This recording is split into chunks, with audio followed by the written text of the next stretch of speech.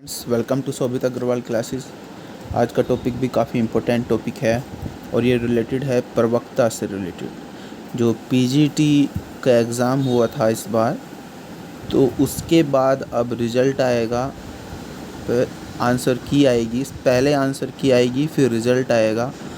फिर रिज़ल्ट के बाद अब चूँकि टीजीटी में साक्षात्कार ख़त्म है, लेकिन पीजीटी में साक्षात्कार है अभी, तो आपको क्या क्या डॉक्यूमेंट्स चाहिएंगे उन सब की मैं आपको लिस्ट बता दूंगा कि कौन कौन से डॉक्यूमेंट्स आपको तैयार रखने हैं।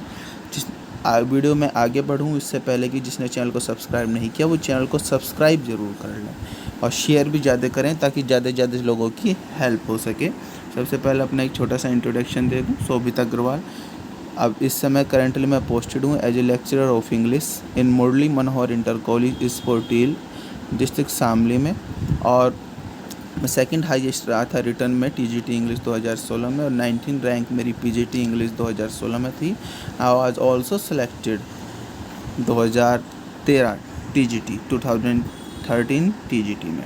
आज का जो टॉपिक है, हमारा टॉपिक है प्रवक्ता अंग्रेजी में। जो वेरिफिकेशन के लिए हमें डॉक्यूमेंट्स चाहिएंगे, वो कौन कौन से डॉक्यूमेंट्स चाहिएंगे और कहाँ कहाँ से आपको बनवाने हैं, ये सब चीज़ें डिटेल में आपको बताई जाएंगी। वीडियो को स्किप ना करें, कंटिन्यू देखते रहें और ज़्यादा से ज़्यादा शेयर करें, क्योंकि बीच बीच में अपने एक्सपीरियंस में शेयर करता रहता हूँ। इस चैनल पे आपको काफ़ी हेल्प मिलेगी। जो भी मेरे एक्सपीरियंस रहेंगे वे सब मैं आपको बताऊंगा, क्योंकि इसी साल फरवरी में लेक्चर में मेरी ज्वाइनिंग हुई है, तो मुझे करंटली सब पता है कि क्या चल रहा है और क्या नहीं चल रहा है बोर्ड में। तो लेट्स सी। अब सबसे पहला जो डॉक्यूमेंट्स आपको चाहिएगा, जो फर्स्ट डॉक्यूमेंट आपको जो चाहिएगा वो आपको आपके पीजीटी का जो एडमिट कार्ड था वो अपने पास ज़रूर रखना है। एडमिट कार्ड, सबसे पहले पीजीटी का एडमिट कार्ड आपको अपने पास रखना है। सेकंड है आपका इंटरव्यू लेटर। इंटरव्यू लेटर जब रिज़ल्ट जारी होगा तो उसके साथ ही इंटरव्यू लेटर आप डाउनलोड कर पाएंगे। तो इंटरव्यू लेटर की फ़ोटो स्टेट अपने पास ज़रूर रखनी है, 2-3 फ़ोटो स्टेट करा के रख लेना।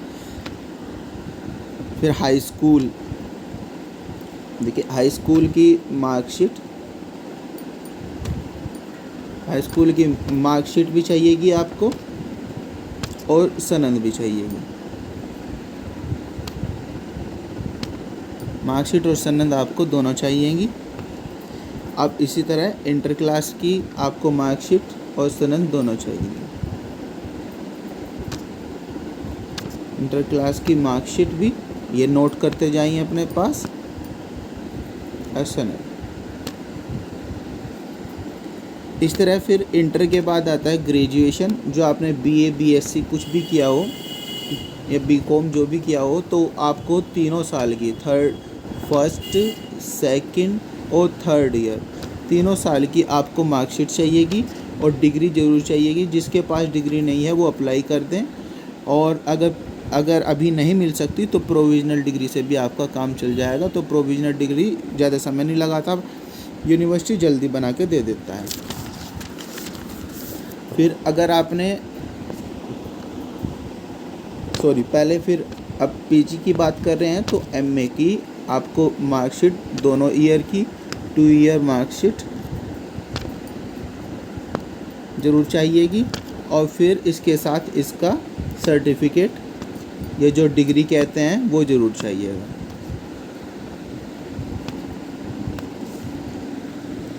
फिर इसके बाद बात आती है अदर क्वालिफ़िकेशन की। अगर आपने अदर क्वालिफ़िकेशन ली हुई है, जैसे बीएड है, तो उसकी मार्कशीट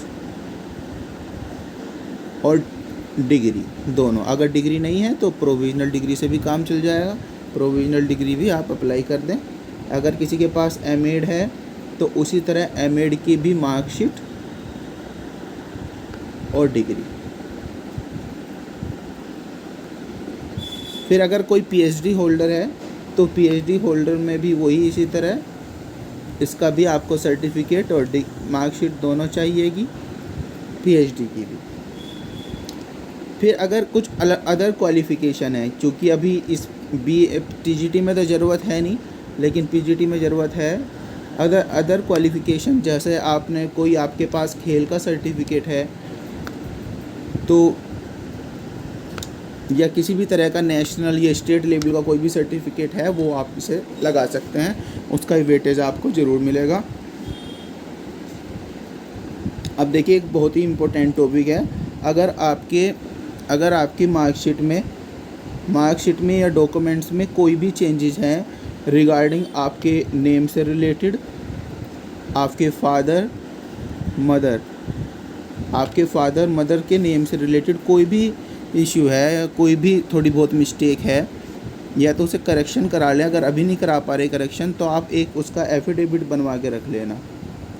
ये तहसील में बनेगा, आप बता देना कि वो तहसील वाला आपको इसकी लैंग्वेज अपने आप बता देगा। फिर इसके बाद आपको आधार कार्ड होना नेसेसरी है। आईडी आपके पास आधार कार्ड प्रेजेंट में नहीं है, वैसे मस्ट है आधार कार्ड, तो आप पैन कार्ड, ड्राइविंग लाइसेंस, इससे भी काम चला सकते हैं। अब बात आती है कैरेक्टर सर्टिफिकेट की। कैरेक्टर कितने बनवाएं? 2 कैरेक्टर बनवाने हैं आपको और अलग अलग लोगों से बनवाने हैं कैरेक्टर ये दोनों, और 6 महीने से ये पुराने नहीं होने चाहिए। 6 महीने से पुराने बिल्कुल नहीं होने चाहिए। ये 6 महीने से पुराने कैरेक्टर सर्टिफिकेट नहीं होने हैं। अब बनवाने किससे हैं? आप जैसे इंटर कॉलेज के प्रिंसिपल हो उससे भी बनवा सकते हैं, हमने तो बनवा लिया था उनसे भी। और फिर अगर आप गैजेटेड ऑफिसर कोई भी गैजेटेड ऑफिसर होगा तो आप कोई भी गैजेटेड ऑफिसर से आप बनवा सकते हैं, जिससे सरकारी अस्पताल में होते हैं, पशु चिकित्सालय में होते हैं, तो कोई भी गैजेटेड अफसर हो, या तहसील में तहसीलदार, तो कोई भी गैजेटेड अफसर होंगे तो 2 सर्टिफिकेट आपको बनवाने हैं। अब देखिए मेडिकल फिटनेस, फिर इसके बाद आपको ज़रूरत पड़ती है मेडिकल की। मेडिकल कहाँ से बनवाएं? जो पिछले साल जब हमने 2016 वाला विज्ञापन था, जो हमारे जो इंटरव्यू हुआ था, वो इंटरव्यू हुआ था 2020 में, तो उसमें तो बोर्ड ने कह दिया था कि कोई भी रजिस्टर्ड डॉक्टर होगा तो आप उससे बनवा लेना सर्टिफिकेट मेडिकल का। लेकिन हो सकता है इस बार कुछ चेंजेस हो जाएं, तो अगर चेंजेस नहीं होते, बोर्ड का कोई चेंज नहीं होता और कह दिया कि किसी भी रजिस्टर्ड डॉक्टर से बना सकते हैं, तो आप रजिस्टर्ड डॉक्टर से भी बनवा सकते हैं। अदरवाइज़ आप रजिस्टर्ड डॉक्टर से, अदरवाइज़ सबसे बेस्ट अगर आप बनवाएंगे तो CMO का सर्टिफिकेट होता है, आप CMO का सर्टिफिकेट अपना बनवा के रख लेना। मेडिकल फिटनेस रिजल्ट आने के बाद ही आपको मेडिकल सर्टिफिकेट बनवाना है, क्योंकि मेडिकल सर्टिफिकेट बिल्कुल करंट का चलता है, कैरेक्टर सर्टिफिकेट 6 महीने पुराना भी चल जाएगा। फिर इसके बाद बात आती है डोमिसाइल की। डोमिसाइल निवास प्रमाण पत्र होता है। ये अगर कोई व्यक्ति यूपी का है तो उसके पास तो ऑब्वियसली होगा ही, नहीं होना भी चाहिए ज़रूर। और अगर वो आउट ऑफ स्टेट है, आउट ऑफ स्टेट के लिए डोमिसाइल की क्या प्रक्रिया है? आप अगर आउट ऑफ स्टेट है तो आप के लिए डोमिसाइल का कोई भी इफ़ेक्ट नहीं रह जाता। लेकिन हाँ, आपको यूपी में अगर आपको फ़ाइट करनी आ जाए आउट ऑफ स्टेट, तो आप जनरल कैटेगरी में ही काउंट करेंगे, आपको कैटेगरी वाइज कोई भी आपको आरक्षण का लाभ नहीं मिलेगा। फिर EWS का सर्टिफिकेट जिसके पास है वो बनवा ले, जिन्होंने अप्लाई किया है। याद रखना EWS का सर्टिफिकेट विज्ञापन की जो अंतिम तिथि है उससे पुराना होना चाहिए आपके पास, उससे पहले का होना चाहिए EWS सर्टिफिकेट, तभी वो काम करेगा। फिर अब बात आती है कास्ट सर्टिफिकेट की। कास्ट सर्टिफिकेट की बात आती है। कास्ट सर्टिफिकेट आप कहाँ से बनवा, आपके पास ओबियसली होगा ही, जो कैटेगरी में है OBC और SC वालों के लिए ये ज़रूरत होती है, OBC SC ST के लिए ज़रूरत होती है कास्ट सर्टिफिकेट की। तो ये कास्ट सर्टिफिकेट आपको अपना ज़रूर अपने पास रखना है। जनरल वालों के लिए कास्ट सर्टिफिकेट की ज़रूरत नहीं होती।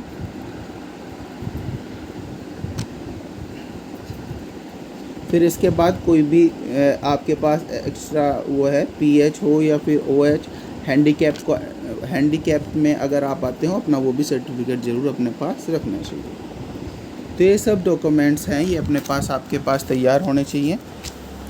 तभी आप पीजीटी के इंटरव्यू में बैठ पाएंगे। ये एक आप 2 से 3 सेट अपने पास बना के रख लीजिएगा। मैंने इससे पहले एक टीजीटी में वीडियो डाली थी, उसमें भी डोमिसाइल और ईडब्ल्यूएस का मैं जिक्र नहीं कर पाया था, कास्ट का। तो मैं एक मॉडिफाई करके एक वीडियो एक और बनाऊंगा, तो आप वो देख लेना। Thank you very much. I hope आपको वीडियो अच्छी लगी होगी। तो सब्सक्राइब ज़रूर कर लें, याद रखें सब्सक्राइब करें, शेयर करें और लाइक करें। Thank you very much. Bye bye. This is Sobita Agarwal.